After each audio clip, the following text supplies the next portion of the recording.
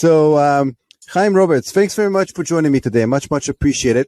I wanted to do this early this morning with the whole scheduling thing kind of got messed up, but apparently, and you probably know this as a musician, our voices sound a little bit better early in the morning when they do sound like in the afternoon or evening, because it's just like any other tool. We use it and then it gets overused kind of thing.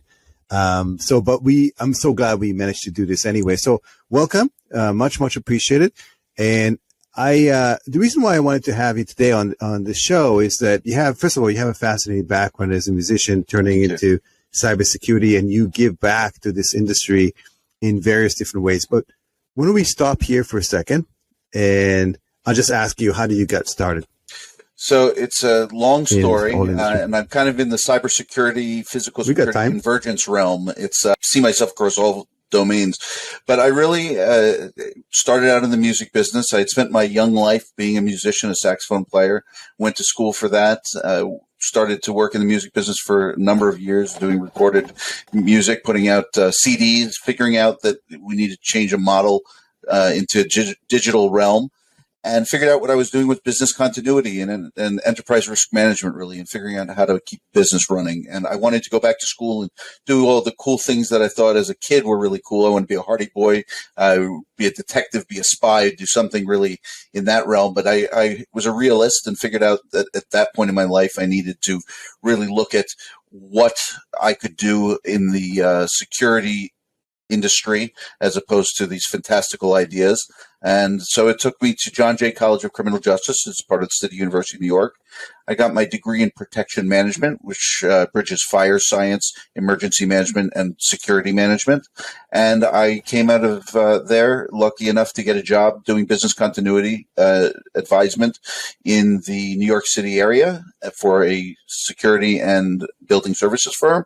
And then moved on from there to the World Trade Center, where I'm the Port Authority's World Trade Center Supervising Security Coordinator. So I oversee a variety of programs there, including the security operations centers, and I work directly for the leadership to deliver threat intelligence and the oversight that we need for situational awareness. So, and again, bridging amongst all those elements, I have my research background. I've taught at John Jay and looking at physical security, cybersecurity, and executive protection now is a particular interest of mine, and how all of those converge. So it's brought me far afield from where I started, but I'm very happy to be in this industry. It has a lot of interesting nuance to it. Yeah, absolutely. And if you don't mind, I'm going to just, pull on the kind of the string of the sweater a little bit into all the stuff that you said, because you went through very quickly. So first of all, physical security is part of the domain of the overall, when you do the CISSP, the one domain is the physical security, and people typically, I wouldn't say glance over it, but they sometimes forget that there's a lot involved into securing, physical infrastructure as well. But let me ask you this. I had the privilege to interview quite a few musicians that were, that found themselves in this industry. What do you think that, and this is, from the sample size that I've done a couple, maybe like probably 400 or 500 of these, and that I would say a significant number of these were people that had background in music.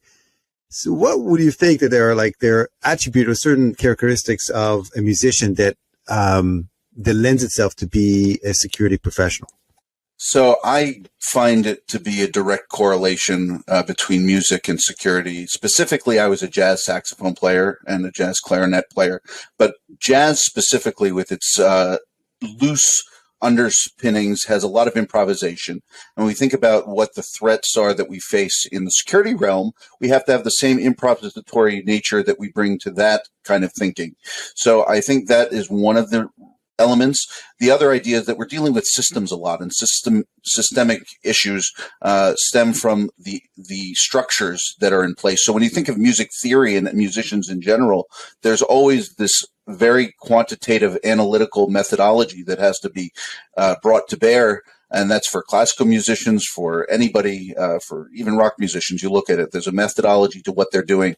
And so taking that kind of thinking, that analytical quantitative thinking, and the ability to qualitatively, which I can compare with the creative element, qualitatively look at assessments and how you look at systems. You can bring all of that together and really mesh those in a way that makes sense in the security realm.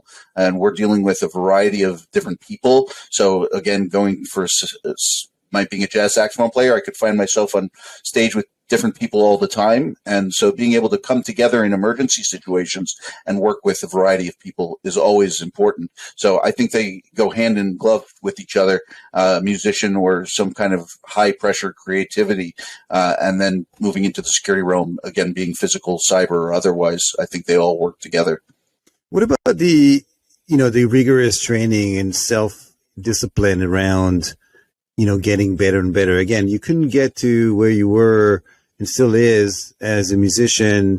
And I've had a chance to view, you're very good without hours of training and have the discipline to train like that. You don't just go to class, and get trained and then become a musician. You have to constantly become better and better and have the tenacity to train on a daily basis, right? Is that correct? Yes. Practice makes better, and that is in any case. And so putting lots of time into one's formal training is important, but you need to spend time outside of that. And one of the things I'm most passionate about in security is I mentioned before my interest in executive protection is the fact that you need to think outside of the realm that you're directly working in. So my bread and butter is in physical security. So understanding physical locks, access control, camera systems, video analytics, but all of those are bridged with the Internet of Things. And today with cyber intrusion possibilities, when you look at firewalls and how all of these systems are interlaced, when you look at transportation systems and the way that, again, the cyber element is overlaid with physical security. So you need to read beyond the surface layer of what we're working on. So I have a extensive library of materials going all the way from access control and video systems to hostage negotiation and reading about how serial killers think. So you really have to look at the entire gamut of law enforcement, security, executive protection, and the well-being of systems in general. You can look at general business and bring all those to bear, but it takes personal passion for what we're doing and going beyond the day-to-day that we're partaking in our pursuit of the work. We need to be passionate about it and educate ourselves further. So I really find that to be the case. And it lent itself in music, reading about music, learning new music, practicing that music, and the same again with security, extending yourself beyond the basis of our day to day. And what's amazing, just listening to you, like how much there is to know just in that domain of physical security. Right. So people like, I think that people that, example, they go to college, they study, and if they don't know what they don't know, they can specialize in any one of those things you just described. And there's just so much to learn. They can become expert in that, in executive protection, for example. I mean, just by itself, in order for you to become proficient and become an expert, it takes quite a bit of learning. And they forget that I guess sometimes when you go to college, you go and they do general training, but then there's so many different things you can go down and become proficient in, right? Absolutely. I mean, in my graduate studies, it was a very general program to begin with, and it really dealt in the management and the end-to-end oversight of programs that deal in security and fire science and in these realms. So what I needed to do was pick my areas of focus and drill down into them. And that's what I've had to do as I continue in my career. As I learn more about technologies, for instance, I need to drill down into those and understand them better. So understanding distributed systems for certain video management systems is not something I was going to learn when I'm learning the basics of how access control and video management works and how those interact, right? So it's not just, here's a video system. How is it access control related? How do those interface with the human element? Because it's people, process, and technology. You have to bring all those three realms to bear to have a holistic program that makes sense. And now with the cyber convergence of that, you've added a new element. So it's people, process, and technology. Technology is sort of bifurcated amongst the systems themselves, and then the cyber element. So there's a lot to think about. When you bring the human element in, there's a lot to question about how we how we understand people's interactions with those. So again, people, process, technology, and technology bifurcated amongst the systems and the cyber element. And there's just an endless number of things. So you have to start at the top and work your way down through those lists. Or you can start as a specialist in something, but you have to be willing to branch out. And that's the only way you grow in this industry. And it's the only way that you can approach this in a way that ensures that you are the true advisor to somebody or an organization or an executive about the threats that we face, the vulnerabilities, and the way we then mitigate risk. Because the chief risk officer is the chief executive officer, as I've recently heard talked about. And this is really something I heard from a gentleman. Chris Story was leading a discussion. The chief risk officer, and being that chief executive officer, you have to speak the business language. So taking all of that together is an essential part of this, and it really takes extensive education and knowledge that you grow out of that education. And today, speaking of like combination of skill set, you now oversee, and have great responsibilities, but it was not always the case when you just started out. Do you remember kind of the first roles, and how do you kind of advance yourself, gain more and more responsibilities over time? What was that process like? And a lot of times people just stay within, a certain niche, and they're totally happy with doing just that. But you advance yourself to gain more and more knowledge, obviously on different systems, different areas of security. And then also with that came more responsibility. So maybe walk me through that process of why you decided to advance and take ownership over more and more responsibilities, and what was it like for you? Sure. So that for me is a very personal item where I love to just seize the opportunity that's presented or that it exists in front of me. So I actually, again, entering this business was in the business continuity realm, and that field quickly pivoted when there was a compliance review that essentially needed somebody to helm it for security guards. And so I approached this first from a people element in the process and compliance, and how you ensure that your guard force is ready and capable of meeting the needs of its clients. So I have started out there and then slowly built knowledge in the realm of security technology. I had not been as adept in that early on. And then when I moved to the World Trade Center, I had an opportunity because it's got probably the most intricate program laid out for the protection of a high-risk asset that you can imagine. There's nothing like the World Trade Center. And as we know, we've had a tragedy there that required its rebuilding. So by also having the opportunity to build a program and be part of that, provided me an avenue to really understand the depths that we needed to go to create the most robust, the most secure program possible. And especially looking at technologies, one of the things that I get to do is really look at or test or implement some of the most cutting edge technologies that exist in the world for the protection of assets, protection of people, protection of life. So I've really been able to grow that just as I've had the opportunities to have new positions.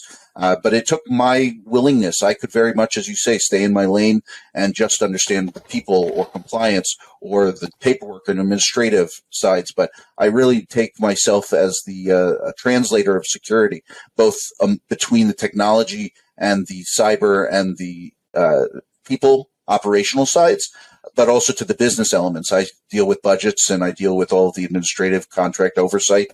So for me, it really is understanding end-to-end at scale critical infrastructure security programs. And it really it's a passion that you have to undertake. And for me, it's a gut thing, and it's right there in my heart that I think we need to keep people safe and secure. And so I have to do whatever I can. And that means growing my education, my educational background, growing my knowledge, and then implementing that in my day-to-day actual work. Yeah, and it sounds like there was a lot of, OJT, on-the-job training. Very much so. While you're taking ownership of new roles, you became more proficient. And doesn't it get harder as you go? And I'll tell you why. So think about it for a second. You're now responsible for one of the most critical assets, with dealing with some very, very critical, human elements and the human personas. There are very few people in the world there are in your position. So while it was easier to ask around and get the knowledge for more of the basic roles, at your position, it's almost like there's very few people that do what you do. So how do you then make sure that you stay on top of it? And like, who do you ask when you have some questions or have issues you need to solve? So I'm very lucky that we do get to benchmark with some of the other very high risk facilities that exist. One of the other things that we have had the opportunity to do at the Port Authority is interface with other entities. And so I have had the opportunity to talk to folks at Department of Homeland Security and various elements within their structure. And also just within the Port Authority, I have some very, very knowledgeable colleagues. Everybody I work with is top of their field, and we have not just the World Trade Center, but the airports, the tunnels and bridges, and a variety of other assets. So the fact that we can work amongst ourselves sort of baselines that, but we can reach out to anybody in the educational and research field, as well as the operational field, and really understand what's going on in the world of security. So it allows us that avenue. But I have the ability to pick up a phone, luckily, and people will answer it. And it was the same thing in the music business. When you've put a number of years into something and you've established yourself as an authority in that realm, people will pick up the phone when you call, and you have to be willing to provide information as well.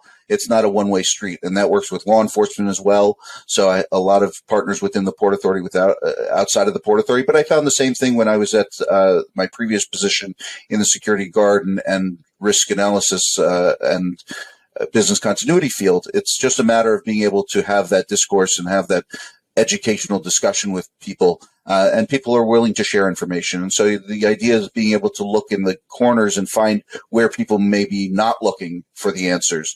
There's a lot of novel solutions. I actually host a LinkedIn Live that I do now, and just trying to, as you say, pull the string on these kinds of informational elements so that you can understand where that expertise lies, because lots of people in this industry know a lot of things. It's a matter of bringing them together to get those novel solutions to the table.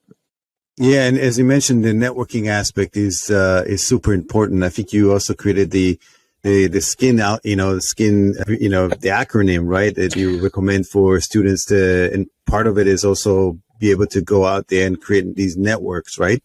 It is. It's called SKIN, Skills, Knowledge, Involvement, and Networking. And I've spoken about it not for a number of years because I've been trying to live it myself, but really having the skill set is very important. You build that through what we've been talking about. The knowledge is the reading and the education that you're doing. The involvement, it has to be in things you're interested in. So you really have to have that passion. That's where that is derived from. And then the networking, and that can be through any means. It can be person to person. It can be this one-on-one, that we're doing virtually. It can be in a room with people at a conference. But however you go about it, you really have to envelop yourself in it, which is why I called it SKIN. It brings all of the elements together that can lead to one's success in this industry, and really in any industry. It's not just bound to security, but security professionals very much like to network. And I think that then is a really good bedding and underlayment for the entire process. Yeah, absolutely. And today you also interface with, some very important, VIPs and people, the administration and so on. How do you, and requires quite a bit of soft skills as well, and which are not necessarily being taught at school at any level. What do you recommend for someone to gain those? Because it seems like the importance of soft skills is not emphasized enough today. Soft skills are supremely important, and this is in any industry, but security especially. When we're trying to translate, as I said, I think of myself as a security translator, taking the information from a security realm and giving that to folks who have control of the budget or human resources. So the way that I approach that, it actually goes back to some of what we were talking about in music, getting up on stage and being able to speak or perform to an audience. So somebody who's adept at doing comedy or anything to that effect, if they've taken an improv class. So I always encourage people to be out there and explore their creative side. It's very difficult to get up in front of an audience, first of all. So however you can approach that to work on one's presentation skills, speaking, process is very much something that you do have to work on. So something like Toastmasters is very important. There are a variety of elements where you can take coursework or take a workshop, and all of that will lend itself to better one's presentation and communication skills specific to soft skills. But those soft skills extend to the generation of materials, right? Putting together reports and presentations. It's about how you say more with less. So I'm using a lot of words right now. How can I say that in fewer words and have that same impact? The idea is I need to work on that throughout my day-to-day work, putting myself out there, not being afraid to fail in that capacity, and put a lot of effort into it, because without the effort, it won't render results that are positive.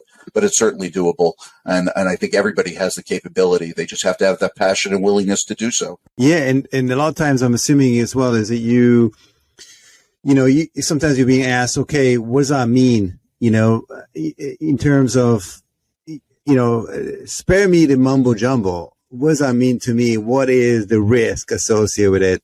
Just give me the net. I just want it to work. Yep. How do you then take all that stuff? Because you essentially take all that knowledge, all these years of experience, and adapt that to a situation. Do the calculation in your head, and then maybe some on hard, pen and paper. Take all of that, condense into maybe a 5 minutes of briefing. Right? How do you do all of that? You really have to have the options that you find palatable, and being able to find what are the solutions. You can't come to the table with more questions that are going to be asked. You have to preempt the questions so that your presentation is already addressing what the problem is, the solutions that are ready, and that you have a mechanism to bring those about. But the solutions are based on what the leadership's perception is going to be. So you have to understand your leadership and what the goals, what their goals are, what the organization's goals are. They can't purely be based on what we like to think of security goals, because then we would lock down everything. And we know that we have to have some element where we're open to accepting some sort of risk. It's a matter of mitigating it to the best of our abilities. So being able to understand that, translate that, and again, have it in line with the organization's and leadership's goals and what their real means are to accomplish those. You can't go in there with a request that is outside the realm of possibility from a financial standpoint, from an appetite standpoint. So just having that balance in your approach is the best way to go about that. And that leads me to the next question, which is, I'm assuming that you have a lot of things that and things that happen that you can't talk about, and then maybe, I don't know if you can share some, again, without scrubbing a lot of the details associated with it, maybe like some success stories and maybe some, things that weren't as successful. Because that's what people remember. And I'm sure you got tons and tons, and I'm sure you got tons and tons you can't share. So maybe it is something you can. Maybe there's something you can share. I always hesitate to put a story or anything out there. I think the thing I like to speak about is just the general success of working with a team that works diligently day in, day out, around the clock. And I would say that there are numerous news stories that have been out in the public specter that we have seen, and we haven't necessarily seen that exist in my environment yet. But I'm always cognizant of the fact that it's a when, not an if, regardless of the facility, the location, the context that it's held in. So I always am just very much wanting to emphasize that there are very caring and knowledgeable people who are working around the clock to ensure that things are not happening that are negative, and that. But it can be the most mundane thing to one person. Somebody may leave. I'll just talk about unattended items, right? I would say that anytime an unattended item is cleared as something that's not a nefarious act and not something left by a threat actor, that's a success. And we know that happens anywhere and everywhere across the country, day in and day out, where I am or otherwise. So I think there's a lot of laudable successes that the industry has to at its feet right now that it can stand by. Unfortunately, some of the negative things tend to grab the attention, but I would say the longer we go without a large-scale event, we show that law enforcement and security and all of those groups are really doing a diligent and laudable job. That's some of the harder jobs out there, because again, if you do your job, well, nothing happens. And so there's no really pat in the back. It's just like nothing happens. It's like how do you quantify that you've been successful? So success can be a number of things. It can be ensuring that you're providing business-oriented solutions. There's information flow that you can provide to the business. From a security aspect, you're very right, though. But in looking at what those kinds of incidents are that we can track, it's a matter of building a library, a quantitative element that you can point to. Say, well, there were X number of elements that could have happened, but they did not. So you have a at the end of the day an equation that really renders itself in your favor. But you have to collect data, you have to collate it, you have to make it work for you, and then you can tweak your program based on that. But it doesn't necessarily mean that just because nothing has happened that you can't show that you've had some success in your organization. So I think there's a number of ways you can bring about a positive light to what you're working on, not just saying that something has not happened. Yeah, and Chaim, you're doing great because all those questions that I'm throwing at you are completely unscripted. So, and there's not easy questions to answer. So let me ask you this: security is a moving target, right? Because just as our systems are getting better and better, the adversaries are getting better and better. So it's almost like a cat and mouse game. How do you make sure that if you look back, let's say, 24 months ago and towards now, how do you make sure that we are always ahead of the adversaries? Like, how do you make sure that you move slightly faster? Because again, it's a moving target. So that's where our responsibility as security professionals comes in. It's really working to make sure that we have our place at the table and we voice our statements clearly, and that we are ensuring that the folks who need to hear that are hearing it. They are ultimately, when I say they, being, again, we're talking about folks who own risk in an organization, have the responsibility to ultimately act, which is why it's incumbent upon us to articulate those issues as clearly as possible and not relent just because we've been pushed back at that moment or over time. We have to just be consistent. It's a very, very difficult position to be in because there are so many times that nothing has happened.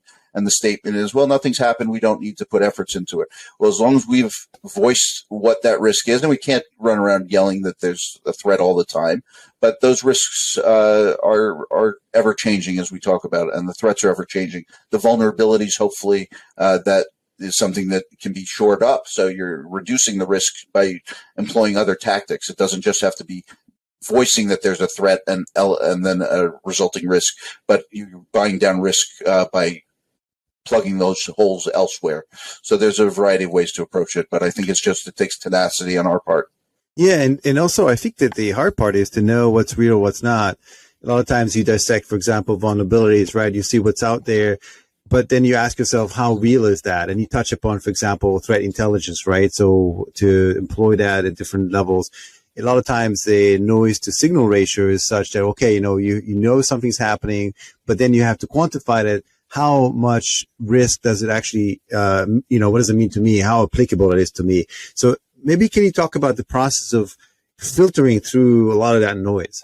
Yeah, sorting through and really getting through that is very difficult. I take that back to the music business as well. When digital music launched and you had to compete, on iTunes with having your song against millions of others as opposed to hundreds of CDs on a shelf. So you really have to understand how to pick that out of a larger and larger basket.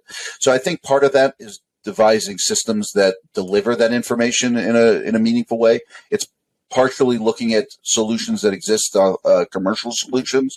And so you're pulling information in to understand what exists in the ether, but to understand your operational environment and looking at the protective intelligence standpoint, you really have to be understanding of your organization. Where does your organization fall operationally? Where is it geographically? And then being able to draw in as much. And part of that is then employing people who are extremely knowledgeable about their domains, their expertise domains, and then being able to have analysts who can parse out what is viable.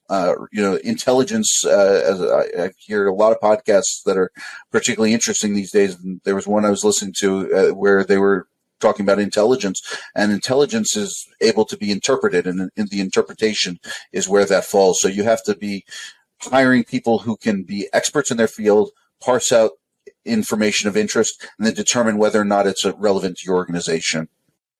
Yeah, and it seems like there's a lot of technologies out there that are trying to kind of simulate or imitate that knowledge, that tacit knowledge that the analysts have, and create like an AI or machine learning system to filter through massive amount of data.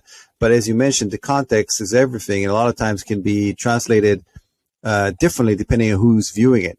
Do you find any of these technologies to, again, from your experience, that is exciting, that potentially can help us, reduce that risk, or at least figure out where the risk really is, and then so we can kind of adjust our efforts towards it? Sure. So I won't demote or endorse any particular technology. No, of course not. But I've seen a variety out there, and I think if you bring them into your organization, first you have to look at what the cost is. Are you really buying down the appropriate risk based on that? But part of it is involving, again, that human element. I don't know that you can replace it. You can certainly you can use those technologies to augment it and assist, but I think you at the moment there's no way to really replace any of those human analysts that really understand the nuance that we're talking about. So I think that we can still see where it heads, but I think we're always going to have some kind of convergence that requires both human and technology solutions to really get the right answers, or an answer that will buy down risk appropriately.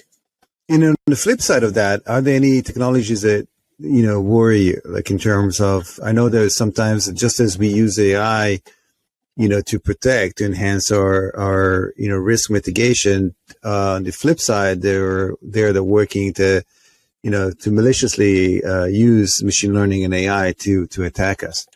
I think some of the disinformation technologies where you can mimic faces and mimic what people are saying, or change, using voice technologies, I think those can be very scary, and it's hard for an analyst necessarily to understand if there's a difference between if that's real or not. That's where some of these newer technologies that really need to come to bear are going to be able to parse out whether or not that's viable intelligence or not. So I think there is some difficulty when we get to state actors and some of those who have really very, very robust technology solutions.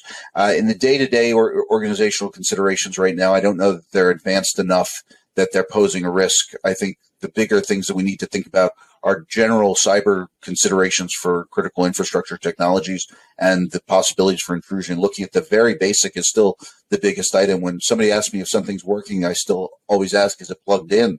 It's the same thing with cyber elements. Is the firewall working properly? Is it a properly designed system? Or have we built a DMZ and demilitarized zone so that we don't have potential for intrusion? We have a firewall on each side.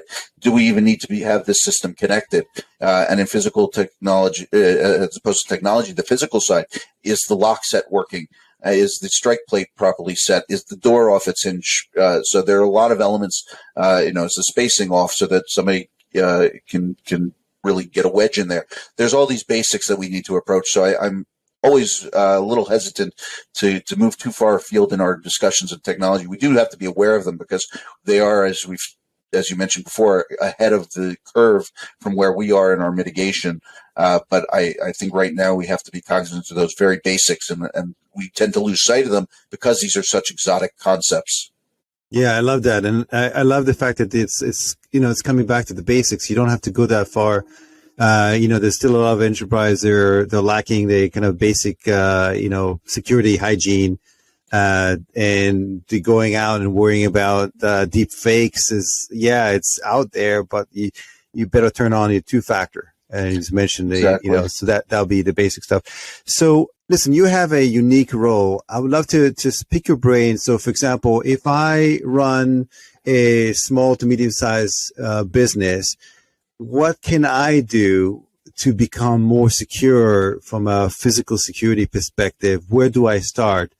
Maybe give me like the top couple things you can do to bring your organization from a place they are right now. And it depends on the maturity level. I'm assuming that not all organizations are mature to elevate that. So maybe if you can give us some clues.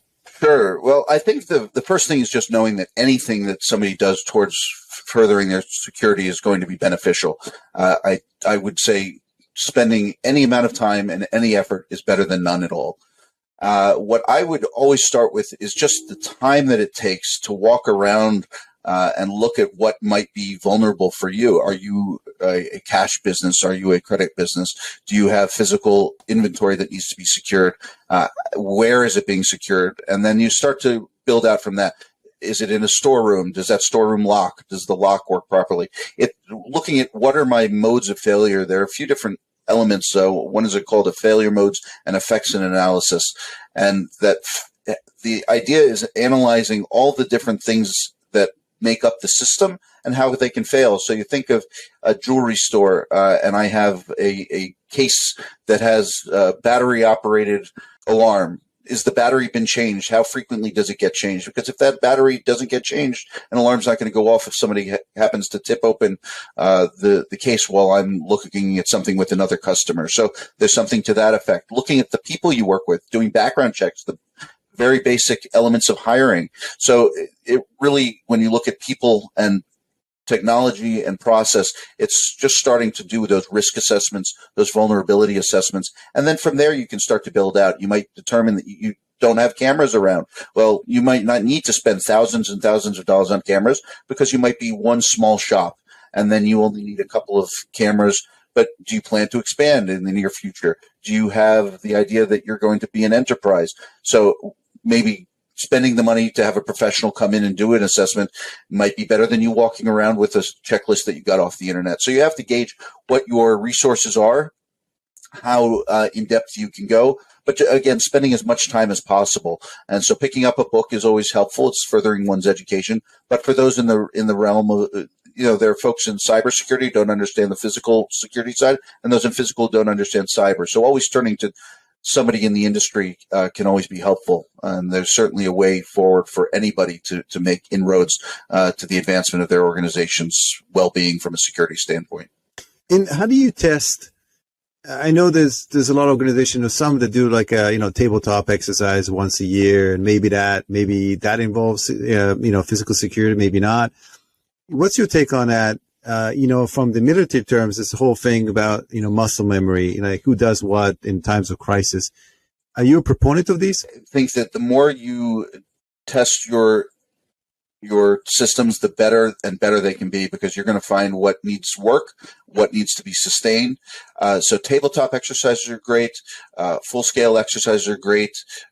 Doing any of those types of trainings that lead up to that, you want to be ready for it. And then hold the exercise in a controlled fashion.